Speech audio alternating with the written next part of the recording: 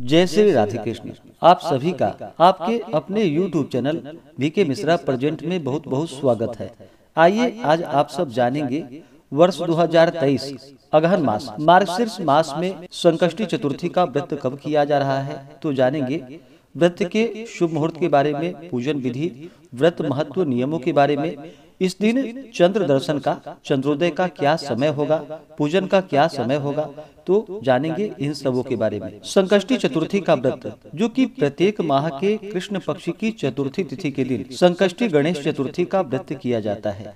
माता पार्वती के पुत्र भगवान गणेश को, जो कि पूरी सृष्टि में प्रथम पूजनीय का स्थान प्राप्त है, कोई भी शुभ कार्य के लिए सबसे पहले भगवान गणेश जी की पूजा आराधना की जाती है। गणेश जी को संकट मोचन विघ्नहर्ता कहते हैं। किसी भी परेशानी, तकलीफ, संकट में इनकी आराधना करने से सभी प्रकार के परेशानियों का अंत हो जाता है। गणेश जी का व्रत यह बहुत ही फलदायी माना गया है। वैसे तो प्रत्येक माह के कृष्ण पक्ष और शुक्ल पक्ष की चतुर्थी को, जो कि शुक्ल पक्ष में चतुर्थी को विनायक चतुर्थी का व्रत किया जाता है और कृष्ण पक्ष चतुर्थी तिथि के दिन संकष्टी चतुर्थी का व्रत किया जाता है। हर महीने के शुक्ल पक्ष के चौथे दिन विनायक चतुर्थी आती है और हर महीने के कृष्ण पक्ष के चौथे दिन, जो कि संकष्टी चतुर्थी आती है। अगर संकष्टी चतुर्थी मंगलवार के दिन पड़ता है तो इसे बहुत मान्यता दी जाती है। इसे अंगार की चतुर्थी के नाम से जाना जाता है। सभी संकष्टी चतुर्थी में इसका विशेष महत्व माना गया है। नारद पुराण के अनुसार संकष्टी चतुर्थी के दिन व्रती को, जो कि पूरे दिन उपवास रहना चाहिए और शाम को जब चंद्रमा उदित हो उस समय में भगवान गणेश जी का पूजन करना चाहिए। साथ में चौथ माता, जो कि माता दुर्गा का पूजन करना चाहिए, कथा श्रवण करनी चाहिए, भगवान की आरती करनी चाहिए और फिर चंद्र देवता को अर्घ्य दे करके गंध पुष्प, धूप दीप आदि से पूजा करके उसके बाद यह व्रत पूर्ण माना जाता है। उसके बाद भोजन ग्रहण किया जाता है। इस दिन गणेश जी की आराधना करने से, व्रत पूजन करने से, जो कि धन, धान्य और आरोग्यता की प्राप्ति होती है तथा संतान की रक्षा होती है। तो आइए जानते हैं मार्गशीर्ष मास संकष्टी चतुर्थी का व्रत कब किया जा रहा है। चतुर्थी तिथि प्रारंभ समय, जो कि 30 नवंबर 2023 दिन गुरुवार दोपहर 2:26 और चतुर्थी तिथि की समाप्ति होगी 1 दिसंबर 2023 दिन शुक्रवार को दोपहर 3:33 पे। संकष्टी चतुर्थी का व्रत जो किया जाता है, इसे चंद्रोदय व्यापिनी ली जाती है। बहुत से भक्तजन न जानने के कारण इसे सूर्योदय व्यापिनी के अनुसार व्रत को धारण कर लेते हैं, लेकिन संकष्टी चतुर्थी का व्रत, जो कि चंद्रोदय व्यापिनी, इस व्रत को ली जाती है। इस कारण से जो भी संकष्टी चतुर्थी का व्रत करने वाले हैं वो सभी 30 नवंबर 2023 दिन गुरुवार को व्रत को धारण करेंगे। 30 नवंबर को जो सूर्योदय का समय है, वह समय सुबह 6:25 और सूर्यास्त शाम 5:08। चंद्रोदय यानी कि चंद्र दर्शन का जो समय होगा, वह समय 30 नवंबर को शाम 7:40 पे है। तो जब चंद्रमा उदित हो जाए उस समय भगवान गणेश जी का पूरे विधि विधान के साथ पूजन करना चाहिए। चौथ माता का पूजन करना चाहिए, कथा आदि श्रवण करनी चाहिए। उसके बाद चंद्र देवता को अर्घ्य प्रदान करना चाहिए। चंद्रास्त, जो कि सुबह 9:10 पे है।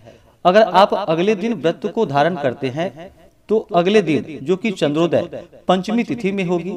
इस कारण से व्रत धारण करने वाले सभी 30 नवंबर को ही व्रत धारण करेंगे और चंद्रोदय का समय, जो कि शाम 7:40 होगा। 30 नवंबर को जो राहु काल का समय है, वह समय दोपहर 1:06 से दोपहर 2:27 तक राहु काल का समय होगा।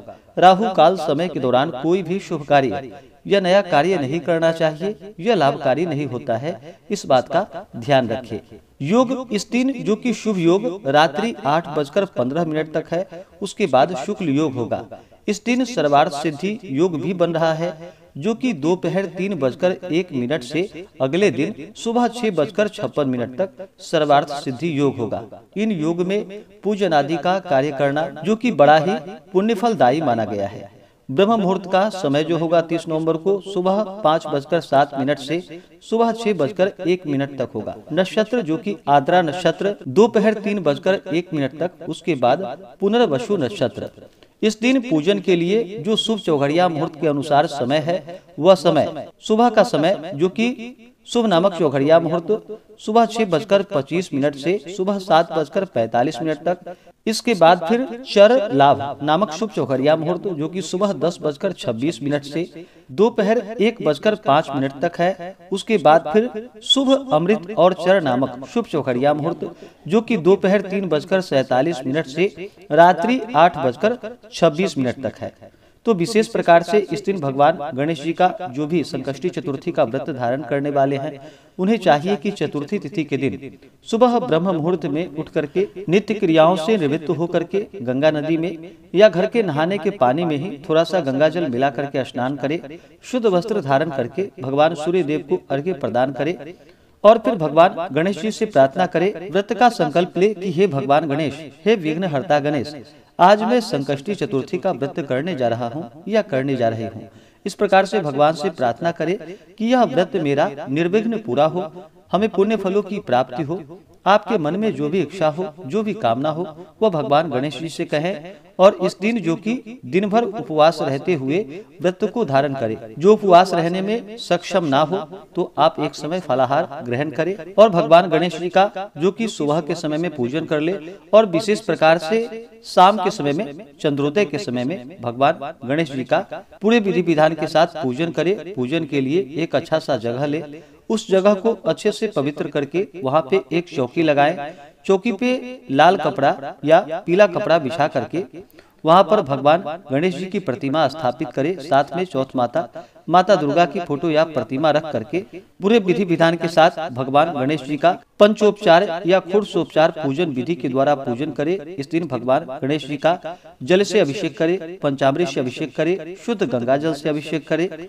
भगवान गणेश को जो कि पीताम्बरी पीला वस्त्र अर्पित करे या लाल वस्त्र अर्पित करे। उसके बाद यज्ञोपवीत अर्पित करे, फिर अक्षत, चंदन, पुष्पों की माला अर्पित करे। भगवान गणेश जी को जो कि सिंदूर अति प्रिय होता है तो भगवान गणेश जी को सिंदूर अवश्य ही चढ़ानी चाहिए और भगवान गणेश जी को साथ में दुर्वा दल अर्पित करे।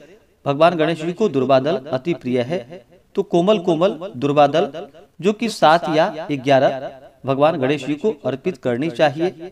उसके बाद फिर धूप और दीप दिखाएं, अनेक प्रकार का नैवेद्य अपने श्रद्धा भक्ति भाव के साथ भगवान गणेश जी को अर्पित करे।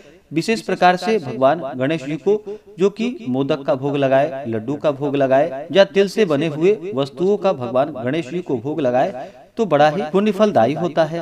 आप चाहें तो जितने भी प्रकार के ऋतु फल आदि हों भगवान गणेश जी को अर्पित करें। नैवेद्य का भोग लगाने के बाद जल से आचमनी करवाएं।